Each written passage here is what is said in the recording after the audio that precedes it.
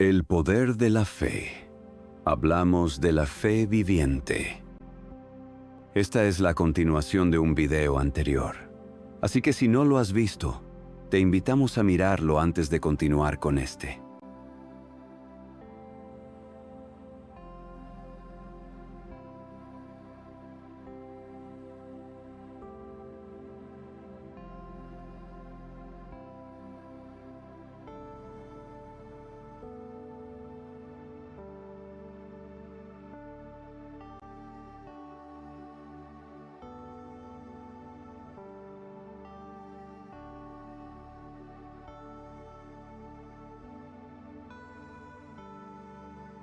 Este relato es uno de los más bellos y conmovedores del ministerio de Jesús, relatado tanto en los documentos como en la Biblia, pero la revelación de Urantia nos aporta algunos datos interesantes de lo que comenzó a ocurrir con el Maestro en la tierra.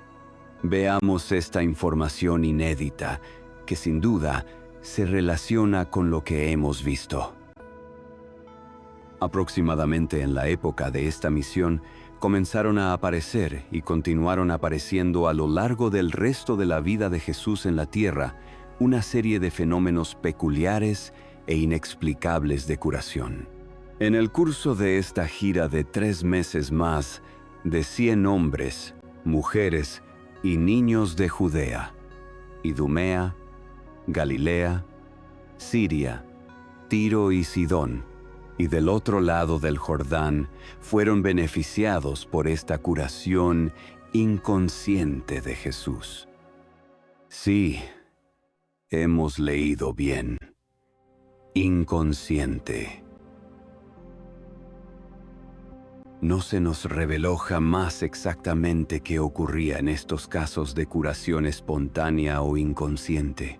El Maestro nunca explicó a sus apóstoles cómo se efectuaban estas curaciones, excepto que en varias ocasiones simplemente dijo: «Percibo que el poder ha emanado de mí». En una ocasión observó, al tocar a un niño enfermo: «Percibo que la vida emanó de mí». Los documentos entonces nos revelan que además de la mujer del flujo de sangre, más de 100 hombres, mujeres y niños fueron curados de una forma similar, sin que el Maestro participara conscientemente del milagro y decidiera hacerlo. Más bien, solo sentía ese poder emanando de él. Quizás en muchos de estos casos, ni siquiera existió contacto físico de esas personas con la presencia del Maestro. Algunos quizás estaban a distancia. Esto fue tan impactante que ni los reveladores entienden exactamente cómo ocurrieron esos milagros. Sin embargo, los reveladores opinan que estas curaciones fueron el resultado de la coexistencia de las siguientes 3 influencias: poderosas, potentes y asociadas. Analicemos cada una, porque sin duda nos será de gran interés. Primero, la presencia en el corazón del ser humano de una fe fuerte, dominadora y viva que buscaba con perseverancia la curación, juntamente con el deseo sincero de esa curación por sus beneficios espirituales, más bien que para la restauración del bienestar puramente físico.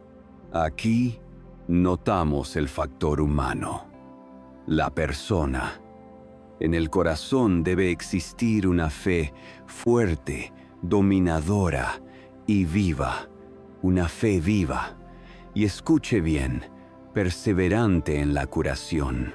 Como esa mujer enferma con el flujo que había luchado por mucho, estaba agotada, pero que aún afirmaba en su corazón que con solo tocar el fleco de Jesús, y note la importancia de que la persona a ser sanada debe buscar también beneficios espirituales, debe cambiar su vida, adquirir ese compromiso del alma. Estamos aquí en la carne para evolucionar espiritualmente. Solo se nos prolongará la existencia en el cuerpo, si eso contribuye a un avance en lo espiritual. si eso significa ganar terreno aquí mismo. De lo contrario, si no existe ese interés, no hay razón para que el vehículo del cuerpo mejore. Debe existir una nueva meta en la criatura humana para esa segunda oportunidad. Segundo, la existencia, concomitantemente con dicha fe humana, de la gran compasión y comprensión del Hijo Creador de Dios encarnado, dominado por la misericordia, quien realmente poseía en su persona poderes creadores de curación y prerrogativas casi ilimitados e incondicionadas por el tiempo. Y surge la pregunta para nuestros días. Aunque Micael no esté personalmente en Urantia, ¿aún podemos acudir a él con fe en su nombre? El Espíritu de la verdad nos conecta de alguna forma con Jesús. Y él, siendo una personalidad libre y soberana, también podría ser conmovido en su tierno corazón para que nos ayude. La única diferencia sería el factor del tiempo, en algunos casos, que explicaremos más adelante. Tercero y final. Además de la fe de la criatura y la vida del Creador, también debemos notar que este Dios hombre era la expresión personificada de la voluntad del Padre. Sí, en el contacto de la necesidad humana con el poder divino capaz de satisfacer esa necesidad, el Padre no deseaba lo contrario. Los dos se volvían uno solo, y la curación ocurría inconscientemente para el Jesús humano, pero era inmediatamente reconocida por la naturaleza divina de Jesús. La explicación, pues, de muchos de estos casos de curación ha de buscarse en una gran ley que conocemos desde hace mucho tiempo, es decir, lo que el Hijo Creador desea y es voluntad del Padre Eterno, se realiza. Y surge la pregunta, ¿podemos a modo más limitado en el tiempo lograr cosas semejantes? El video pasado declaraba que la oración del hombre en asociación y consagración a la voluntad de Dios puede lograr cosas grandiosas.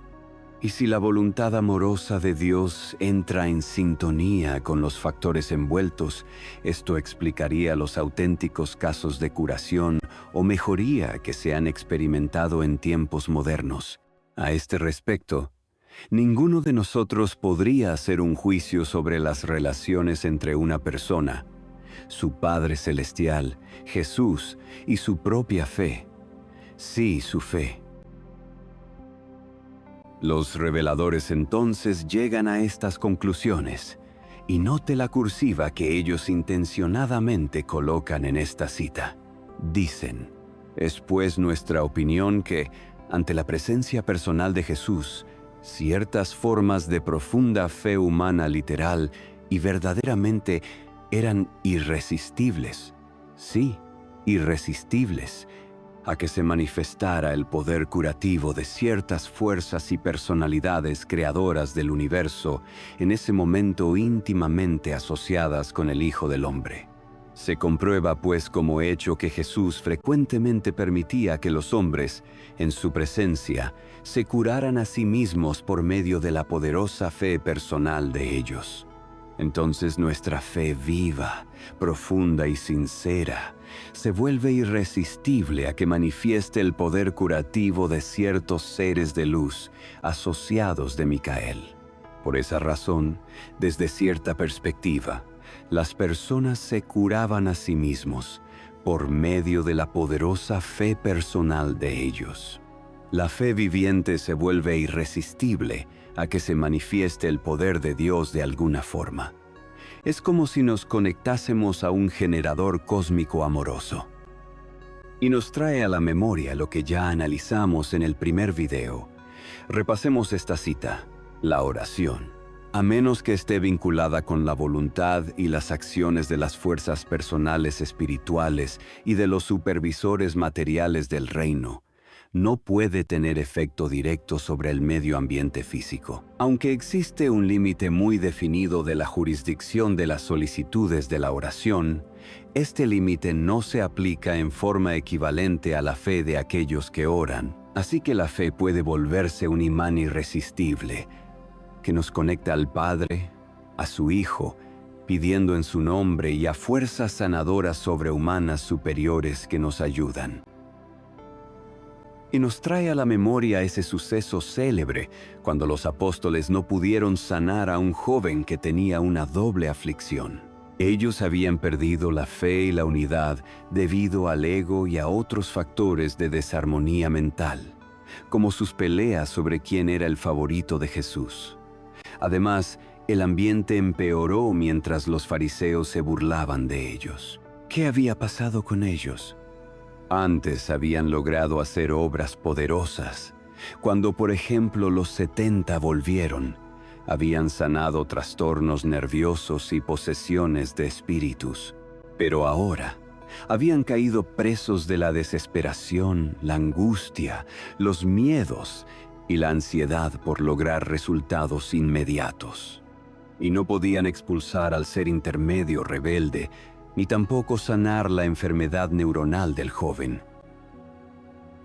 Majestuosamente bajó Jesús del Hermón y sana a ese joven, y responde a esa declaración de fe del padre del niño. Jesús nos dice entonces a todos: no dudes del poder amante de mi Padre, sino tan solo de la sinceridad y alcance de tu fe. Para el que cree de veras, todo es posible. En realidad, Dios ama a todas las personas y está dispuesto a ayudarnos. Es solo el alcance de nuestra fe el límite. La fe viviente, vivida cada día, hace que todo sea posible. Posteriormente, Jesús explica a sus apóstoles la causa de su fracaso. Pero entre varios puntos interesantes relativos a la unidad, además estas palabras bien especiales son claves. ¿Cuánto tiempo os llevará a aprender que no podéis acortar el tiempo que requiere el curso de los fenómenos naturales establecidos, a menos que estas cosas estén de acuerdo con la voluntad del Padre? Tampoco podéis hacer obra espiritual sin poder espiritual. Y nada de esto podéis hacer, aunque exista el potencial, sin la existencia de ese tercer y esencial factor humano, la experiencia personal de la posesión de la fe viviente. Si notamos bien, puede que algunas curaciones tengan que someterse al paso de los fenómenos naturales establecidos. En algunos casos hay que ser pacientes. Solo Jesús podía saltarse el tiempo. Hay milagros que pueden desarrollarse, pero a través del tiempo, como el crecimiento de una planta. Solo hay que tener esa fe y confianza perseverante día a día. Es como regar una plantita. Después de hacerlo, soltamos y confiamos en que Dios lo hará crecer. Pero a veces, y sin saberlo, también pueden ocurrir hechos extraordinarios de acuerdo a la voluntad de Dios. Lo importante es confiar en el Padre, en Jesús y en sus amigos celestiales. Tenga fe, certeza y suelte. Haga solo lo necesario y preciso en el día. Luego produzca fe, amplifique esa fe y suelte. El Padre buscará el camino y la forma, día a día. Pero hay algo que no debemos olvidar. Incluso en el relato bíblico de la curación en el estanque de Betesda, Jesús pregunta al hombre si desea recobrar su salud. Sin embargo, no sana al resto de los enfermos según el Evangelio. Aunque hay algunos detalles que varían con los hechos, el punto es que aquí hay mucha verdad. Jesús solo sanaba a los que deseaban ser sanados. No se pasaba a llevar el libre albedrío de las personas. De lo contrario, Jesús hubiese sanado a todos los habitantes de la tierra si hubiese deseado. ¿Qué nos enseña esto?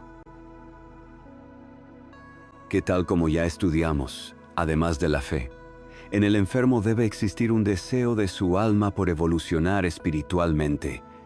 Y esa alma comprende que para ese trabajo necesita todavía su cuerpo físico. Jesús, incluso en los casos en que no se lo pidieron verbalmente, podía captar la intención del deseo del alma que necesita completar su misión en la tierra. Esas personas curadas lograron algún avance espiritual. Es como si un vehículo para completar el trayecto de un viaje altruista necesitase la reparación urgente de su llanta o neumático. Por eso en los días de Jesús también existieron personas que no pudieron ser sanadas, ya que buscaban propósitos egoístas para las mismas curaciones.